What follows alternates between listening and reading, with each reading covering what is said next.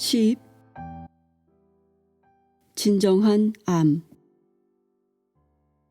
하나님 왕국의 신비를 이해하기 위해서는 사물들의 진정한 모습, 진리를 알아야만 한다. 진리에 살지 않는 한, 그리고 깊은 침묵 속에서 사람들의 본성과 바로 맞닿아 있지 않는 한, 진정한 삶을 얻을 수 없다. 한 개인의 삶이라는 관점에서 벗어나 당신의 마음을 더 크게 확장시켜서 전 우주가 마음 안에 채워지도록 해야만 한다. 그러면 마음 안에서 모든 것들을 보게 될 것이고 모든 것은 당신의 마음 안에 속할 것이다.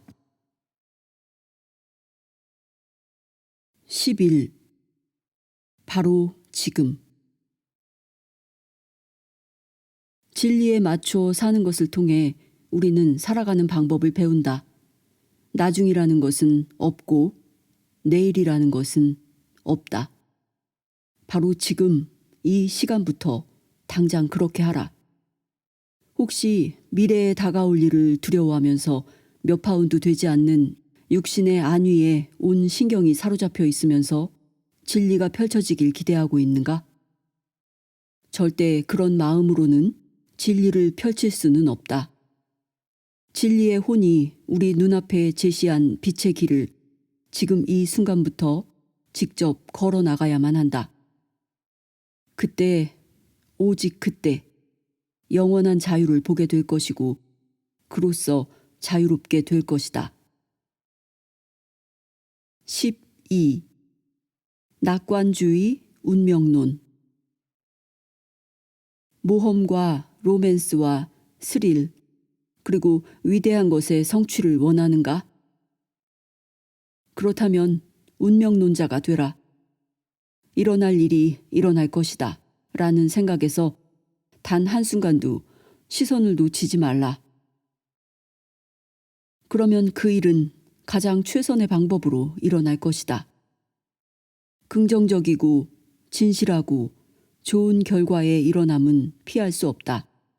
그 운명에서 절대 벗어날 수 없다. 걱정과 두려움으로 인해 이 긍정적인 확신을 잠시간 내려둘 수는 있겠지만 운명을 거부할 수는 없을 것이다. 이 말을 믿는다면 무엇 때문에 걱정을 하는가? 이 말을 믿는다면 모든 일들이 영원히 행복한 결말을 맞을 것이라는 확신을 지닌 근심으로부터 해방된 마음을 개발하는 것은 어떤가? 13. 삶의 목적. 우리가 이곳에 존재하는 이유는 신을 영광되게 하기 위해서이다. 신을 영광되게 함이란 모든 잘못된 행동과 생각으로부터 자유롭게 되어 우리의 삶을 누리는 것을 말한다. 영원의 시간 속에서 어떤 속박에도 영향받지 않는 영의 건강한 상태 안에서 살라. 그리고 다른 이들도 그런 상태에 살게끔 하라.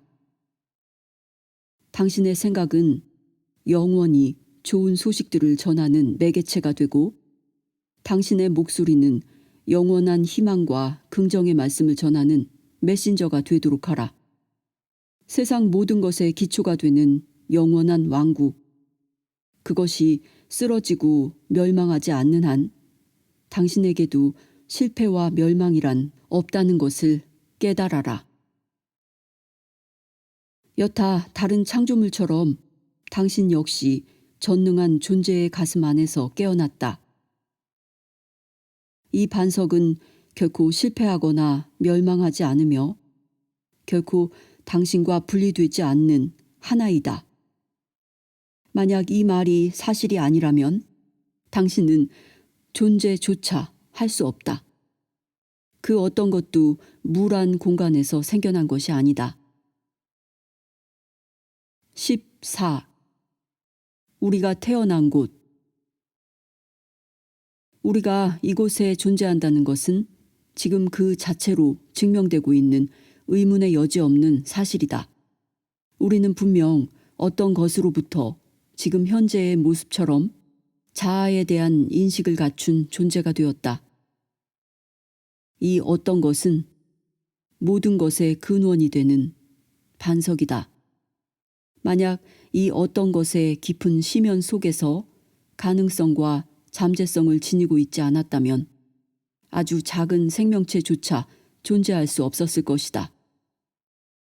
도토리 열매가 떡갈나무가 되듯 창조 생명 안에 내재하는 잠재성이 창조물들을 만들어낸다.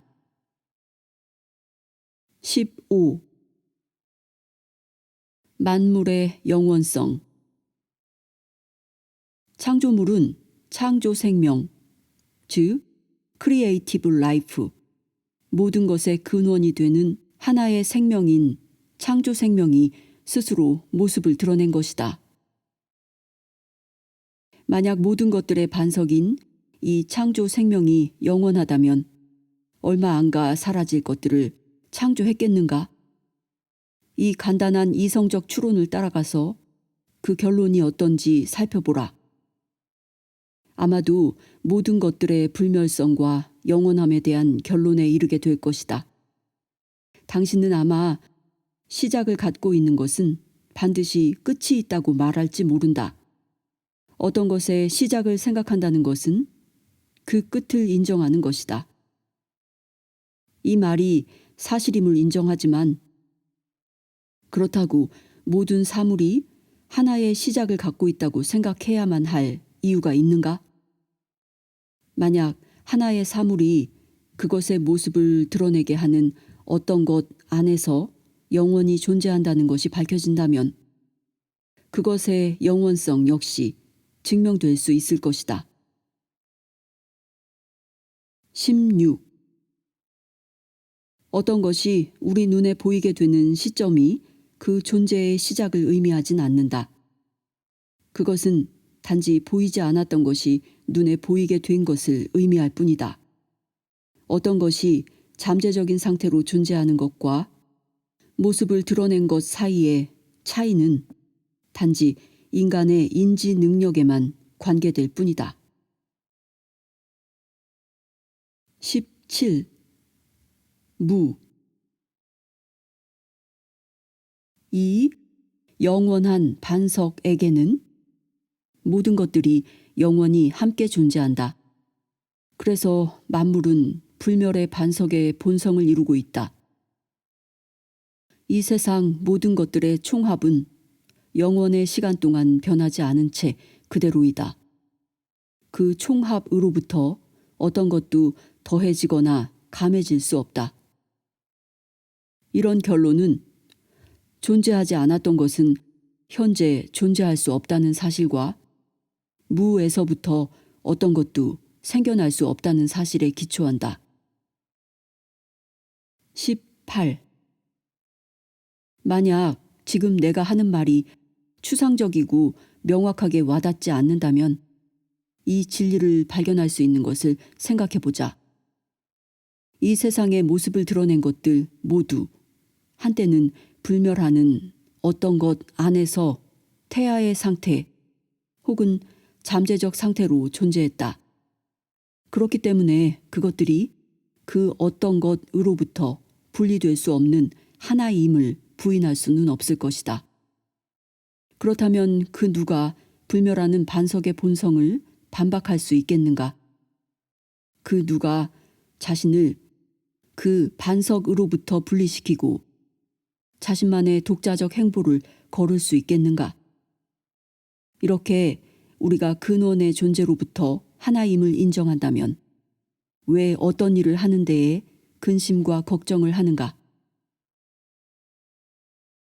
19. 행복, 삶의 목표. 생명의 목적은 바로 행복이기에 우리는 행복해져야만 한다. 행복이 하나의 마음 상태인 것처럼 불행도 하나의 마음 상태이다.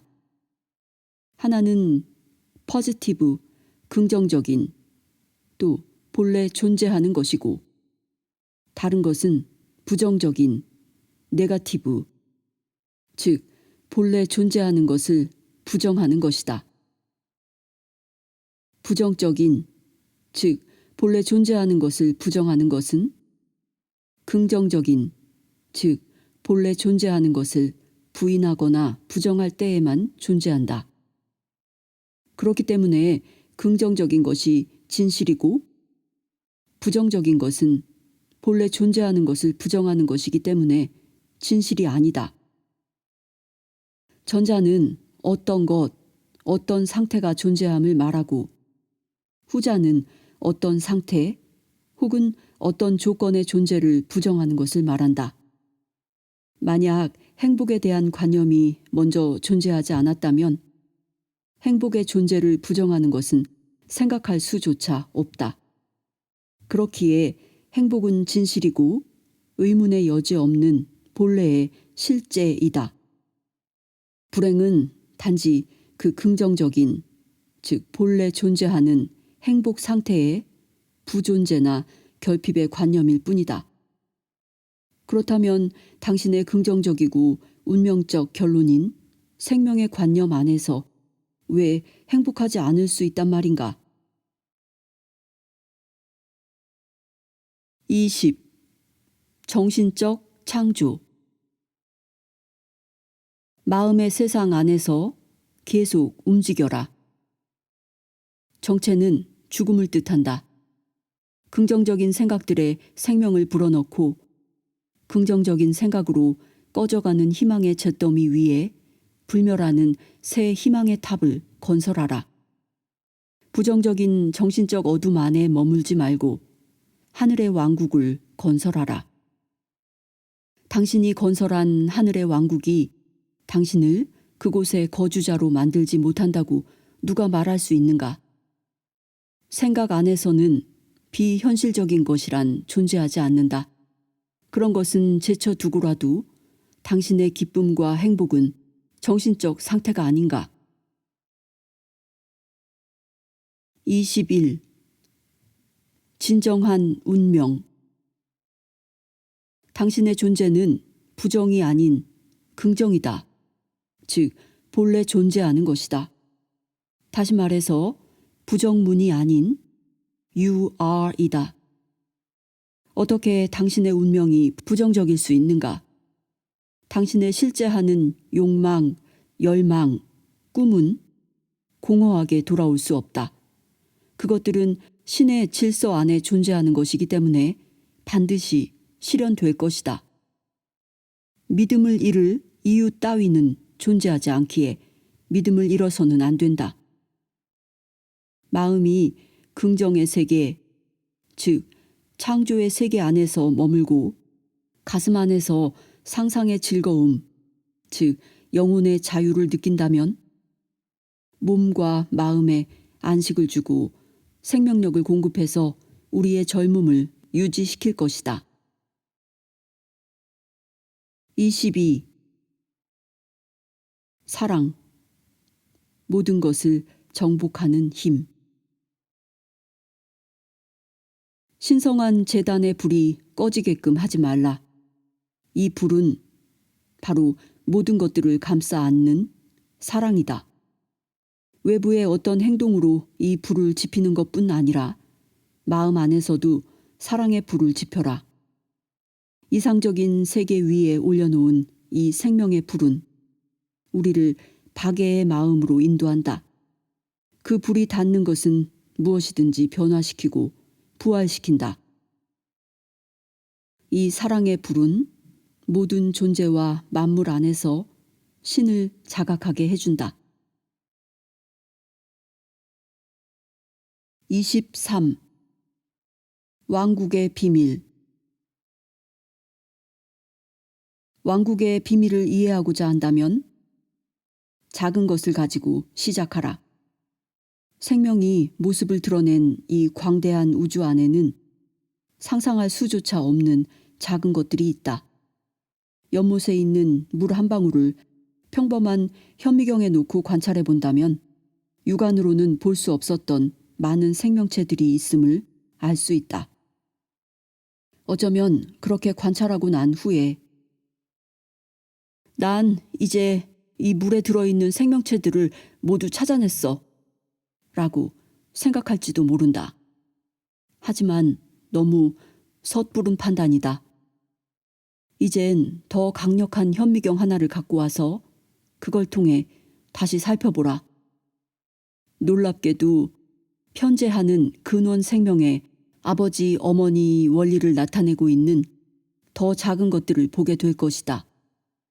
그것들은 이전에 봤던 것들보다 훨씬 더 작은 유기질의 형태 속에서 살고 있다. 24. 작은 생명체들, 더 작은 생명체들. 저 하늘의 거대한 행성들을 통제하는 질서의 법칙은 또한 상상할 수 없을 정도의 작은 생명체도 통제하고 질서를 유지시키고 있다는 사실을 생각해 본다면 세상을 바라보는 기존의 선입견은 흔들리게 된다. 세상에 대한 이런 깊은 사색은 마음의 또 다른 차원의 문을 열어주어 우리가 살고 있는 세상의 진실한 면을 어렴풋이 비춰준다.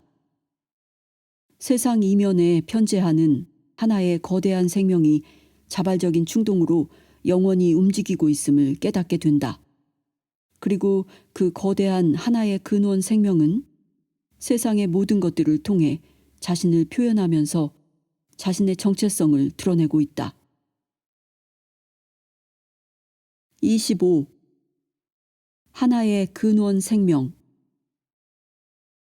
모든 것의 근원이 되는 하나의 생명에 관해 말하는 건 창조된 모든 것들에 관해 말하는 것과 같다.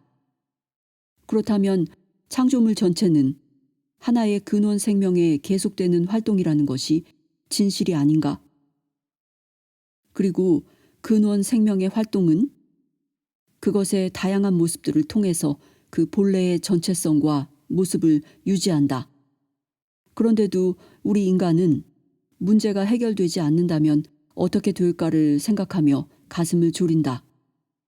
우리가 느끼는 스스로에 대한 자부심이나 우리가 가진 것과 우리의 행운과 불행이라는 것은 이 우주의 질서를 유지하고 있는 광대한 생명과 비교해 본다면 너무나도 보잘것없는 것들이다. 그리고 이 근원 생명이 영원히 그것의 가슴 안에서 우리를 품고 있다는 사실은 개인의 것으로 받아들였던 생각들이 얼마나 하찮은 것인지 깨닫게 해준다. 모든 것들의 영원한 반석인 근원 생명 위에 마음을 내려놓는다면 행복함과 평화를 얻게 될 뿐만 아니라 꿈과 소망 모두를 실현하게 될 것이다. 26. 작은 생명 안에도 존재하는 신성한 비밀. 이제 작은 식물들을 살펴보자. 그것의 신성한 비밀을 이해하겠는가? 그것들이 속삭이고 있는 놀라운 진리를 들을 수 있겠는가? 그것은 바로 영원한 신의 사랑에 관한 진리이다. 식물들이 전해주고 있는 진리는 수많은 별들과 성운들을 포함한 광대한 우주의 신비에 관한 것이다. 이렇게 말하고 있다. 그 식물들은 한때는 하나의 계획이라는 작은 씨앗에 불과했다고. 그 계획은 신의 계획이었고 지금도 여전히 신의 계획이다. 그 계획은 창조의 생명, 궁극의 에너지의 가슴 안에 숨어 있다. 하나의 계획과 영원한 우주의 충동이 없었다면 그 씨앗은 절대 지금의 모습으로 자랄 수 없다. 그리고 하나의 계획은 하나의 정확한 법칙에 의해서 통제된다. 하나의 씨앗에서 이 땅의 모습을 드러내게 했던 충동은 또한 그 가슴 안에 그 식물을 영원히 품고 있다. 27. 창조자에게는 언제나 영원한 만물, 내부의 귀를 열고 들어본다면 이 작은 식물이 우리에게 전해주는 이야기를 들을 수 있다. 난 모든 곳에 존재하는 아버지의 가슴 안에서 안전하지. 그 무엇도 내 무한한 생명으로부터 날 제거해서 멸망시킬 수는 없어.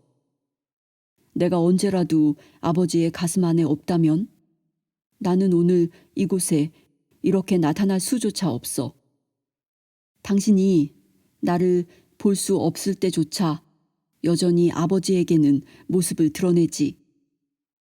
당신의 의식은 끊임없이 성장하기 때문에 당신이 보는 것 역시 계속 변하고 있어.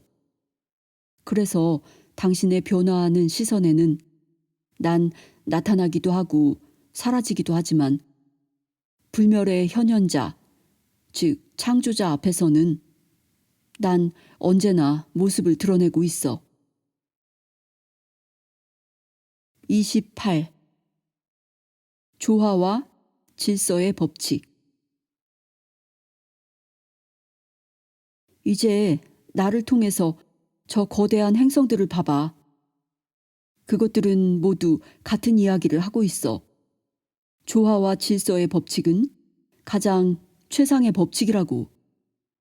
이 조화와 법칙이 없다면 서로 충돌하고 곧 혼란 속에 빠질 거야. 그것들은 신의 질서 안에서 나타나고 신의 질서 안에서 또 가고 있어. 이런 오고감은 단지 변하지 않는 계획과 법칙에 따른 영원한 움직임이야. 하지만 만물은 이런 오고감 속에서도 근원의 창조 생명에게는 언제나 뚜렷하게 모습을 드러내고 있지. 당신은 제한된 시선으로만 보고 있기 때문에 계획이라 불리는 것이 없다고 생각할지도 몰라. 하지만 당신은 영원히 모습을 나타내는 신의 세상 안에서 살고 있어. 이 광대한 우주는 신이 영원히 모습을 드러낸 것이지. 당신은 창조물과 창조를 일으킨 근원 생명을 다른 것처럼 보고 있을 거야. 왜냐하면 당신 눈에는 보이지 않았던 것들이 어느 순간 보이니까. 그런데 깨달음의 빛을 얻은 영혼에게는 이 우주는 모두가 신일 뿐이야. 지금 존재하는 것은 영원히 존재하지. 29. 신의 계획. 만물의 질서를 유지하는 힘. 지금 내가 하는 이야기를 이해하지 못해도 실망할 필요는 없어. 이 간단한 사실만 알면 돼. 계획이 없다면 어떤 것도 나타날 수 없어. 심지어 계획이 없다면 의식을 갖추고 생각할 수 있는 사람인 당신 역시 이곳에 이렇게 존재할 수는 없지. 당신의 나타남도 모래 한 알이 나타나는 것만큼 예언적인 사건이야. 그런데 인간인 당신은 그 무엇보다도 더 경이로운 존재야. 왜냐하면 당신의 의식을 통해서 우주적 가능성을 더욱 많이 표현할 수 있기 때문이지. 당신은 자신이 누구이고 무엇인지 알 수 있지만 모래알은 알 수 없어. 자아에 대한 인식이 없어. 당신은 의식적으로 창조물과 접촉해서 그것에 일정한 힘을 행사할 수 있어. 그런데 식물인 나는 그렇게 할 수 없어. 하지만 난 신의 권능으로 모두를 축복하고 신의 사랑으로 모두를 사랑하지. 그래서 나의 존재 자체는 바로 이런 신의 권능과 사랑의 축복을 내리는 거야. 내 생명은 신의 사랑이 현현된 것이기 때문이지. 30. 만물이 전하는 하나의 메시지. 당신은 신성한 계획과 신성의 드러남에 맞춰 왕국 안에서 거하는 완벽한 자신의 모습을 볼 수 있고 또는 뒤를 돌아보고는 아직 태어나지 않은 세상에 있는 자신을 상상할 수도 있지. 그런데 나는 그렇게 할 수는 없어. 당신은 천국과 지옥을 만들 수도 있고 입맛에 맞춰 그걸 버릴 수도 있지만 난 그럴 수 없어. 당신은 천사의 날개를 달고 고귀한 의식까지 올라가거나 정신적 암흑까지 내려갈 수도 있지만 난 그럴 수 없지. 하지만 나에게는 그 누구도 빼앗을 수 없는 하나의 역할이 있어. 그건 이 광대한 우주에서 내가 차지한 역할이지. 나에게는 세상에 전달할 메시지가 있는데 영원한 시간 속에서 언제나 내가 하고 있는 일이 바로 그 메시지를 전달하는 거야. 그건 태어나지 않은 자들의 땅으로부터 탄생하는 불멸의 태어남에 대한 메시지야. 받아들일 수 있는 자들에게만 메시지는 주어지고 있어. 그 메시지는 모두 태어남 없는 탄생과 죽지 않는 죽음에 관한 거야. 그것은 슬픔이 들어갈 수 없는, 가슴이 상처받지 않는, 비탄과 절망이 행복과 즐거움의 원천을 말라버리게 할 수 없는 세상에 대한 메시지야. 그건 영원한 이해의 세계이고 그곳에서는 그 누구도 당신을 잘못된 시선으로 바라볼 수 없지. 그곳에서는 올바른 이해가 세워지기에 당신은 그것을 알아야 할 필요가 있어. 31. 창조의 계획에 대한 믿음. 하늘의 법칙을 불신할 이유가 없지. 왜냐하면 의식을 지닌 당신의 생명이 바로 그 영원한 법칙에 살아있는 증거니까. 당신은 생각하는 존재야. 생각을 해야만 하지. 올바르게 생각하는 것은 당신의 비전을 뚜렷하게 만들어서 믿음의 눈을 만들 거고 그로써 창조의 영광된 계획을 보게 될 거야. 믿음이 없다면 사랑도 없어. 당신이 이해를 바탕으로 신에 대한 믿음을 가지지 못한다면 신을 사랑할 수도 없어. 당신은 생각하는 존재니까 생각해 봤으면 좋겠어. 수백만 년 전 지구는 어디에 있었을까? 한때 이 지구는 불로 된 용암 같은 거였다고 말하곤 하지. 점차 식기 시작했을 때 바깥쪽은 단단하게 굳어졌지. 그래도 어떤 생명체의 징조는 아직 없었어. 무생물이 생물체로 가는 기간은 굉장히 길었지. 그런데 우리가 무생물이라 부르는 것은 생명이 없는 것이 아니라 항상 메시지를 안고 있는 생명으로 숨을 쉬고 있다는 걸 기억해. 어떤 알 수 없는 과정들을 통해서 생물체가 생겨났어. 하지만 또 생물체에서 인간의 상태까지 진화하는 건 오랜 기간이 걸렸지. 어쨌든 지구라는 황무지 상태에서 거대한 숲이 생겨났어. 또 시간이 흘러 매머드와 같은 온갖 종류의 동물이 나타났지. 그래도 인간은 아직 나타나지 않았어.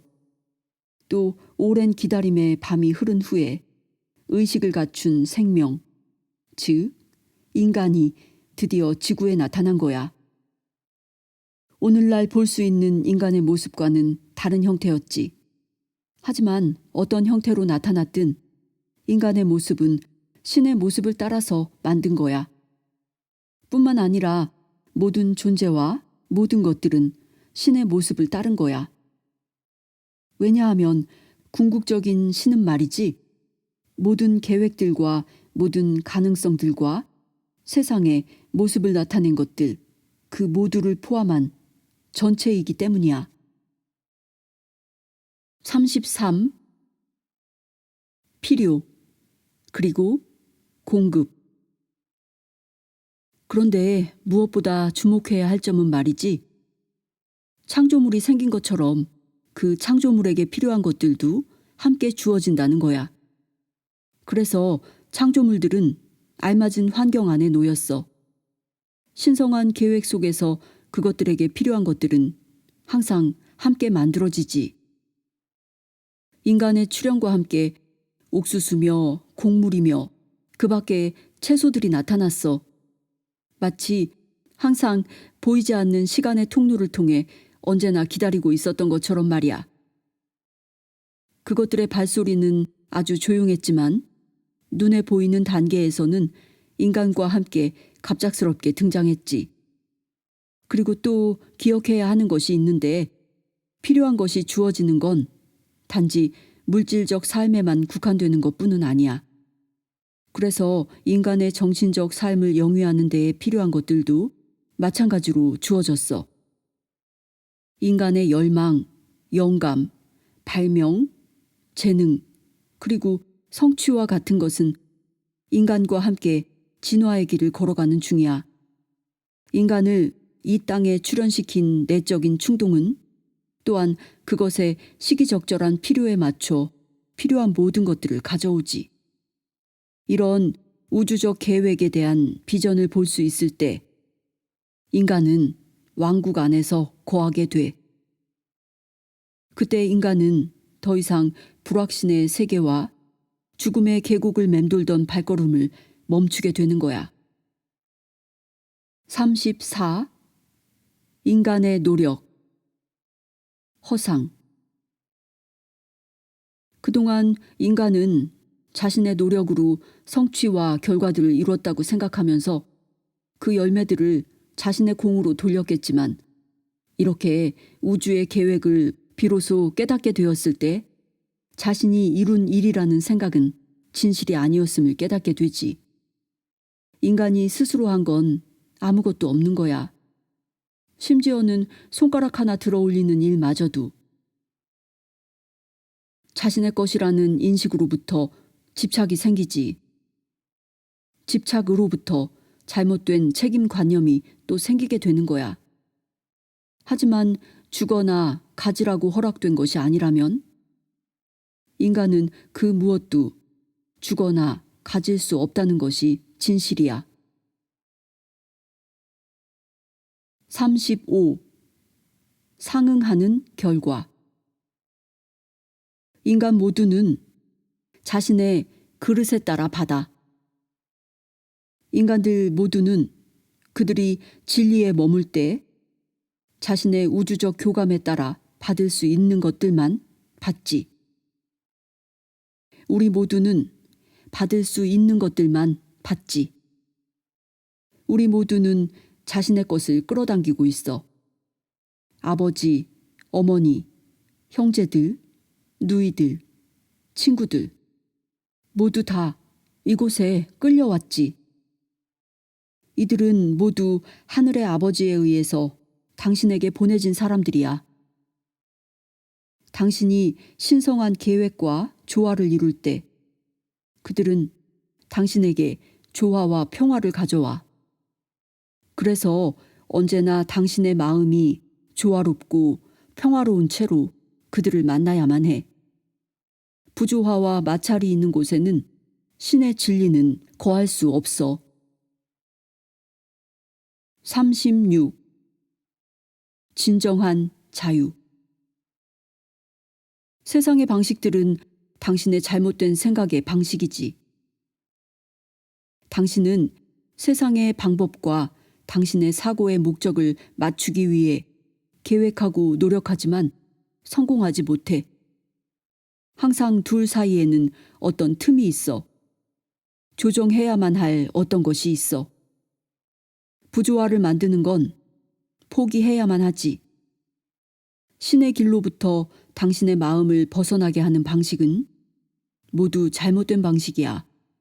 당신이 우주의 계획과 조화를 이룬다면 축복이 찾아와서 개성의 좁은 길로부터 벗어날 수 있어. 내면의 영감과 지혜를 항상 따르도록 해. 그러면 행복하게 될 거야.